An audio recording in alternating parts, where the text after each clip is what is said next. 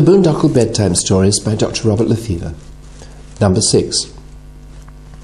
Sam the Boondok did not believe in naughtiness. He was taller than the other Boondokl. If he stretched up from the wheels on his back legs to the top of his head, he was a full 5 inches. He was also very strong, so he was very useful if something awkward had to be carried or pulled up to the top bunk in Beatrice's room.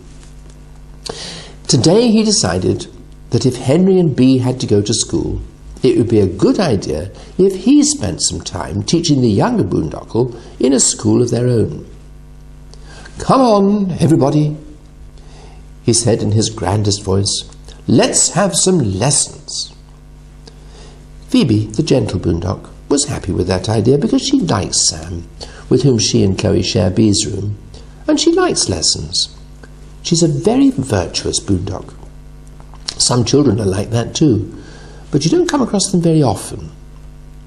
Chloe, the youngest and most nervous of the Boondokl, didn't like lessons very much because she was always afraid that she might get something wrong.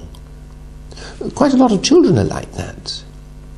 Maybe there's something wrong in the way they're taught, always being expected to know things, rather than learn how to work things out for themselves.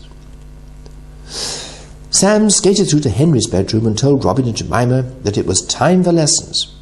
"All right," said Jemima, knowing that there's no point in discussing it if Sam had made up his mind. "Get off," came a voice from under the bed.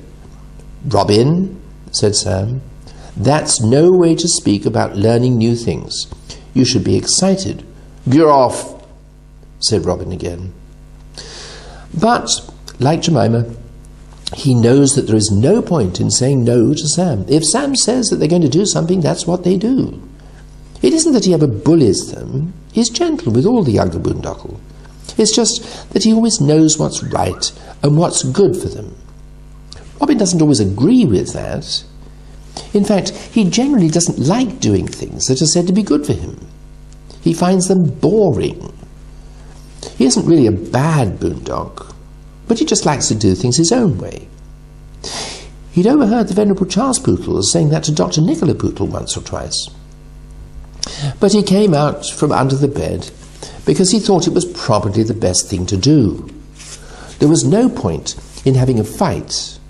And anyway, Boondokl don't fight much, except when the picker sticks are running out, when they're trying to build bridges and tunnels and runs. But that's only what you'd expect. Henry Boondokl had a good day at school. They had nature class, his favourite, and he was able to bring home some frog spawn in a jar and some caterpillars on some stinging nettles. "Just what we wanted," said his mother, Dr. Nicola Boondokl, when he took them into the kitchen when he got home. Henry wasn't sure that she really meant it. You can't always tell with grown-ups when they say things like that. "And what have you been doing, Bee?" "Sums, and I hate sums." "Did you eat your lunch?" "Yes, of course I did." "Beatrice, don't talk to your mother like that. I was only asking. It's all for your own good." "Did you play any games?" "Yes, we played netball and my team lost."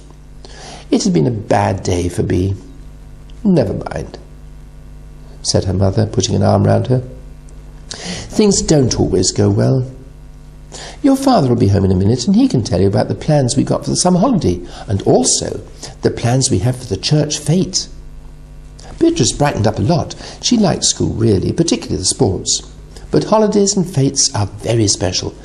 Except, of course, the Boondokl didn't go with them on holiday or to the fetes, and she missed them. It's nice having Boondokl with you. They're friendly. Also, it hadn't been a particularly good day for Robin. He liked hearing about Boondokl history, and he learnt how to make pulleys and levers and things like that. But most of all, he wanted to go back to his nest under Henry's bed so that he could get back onto the Boondokl internet and talk to his cousins, Ali, Charlie and Alice. Sam was very proud of Robin because of all the clever things he did with computers. "These young Boondokl know more than I do in that way," said Sam to himself modestly.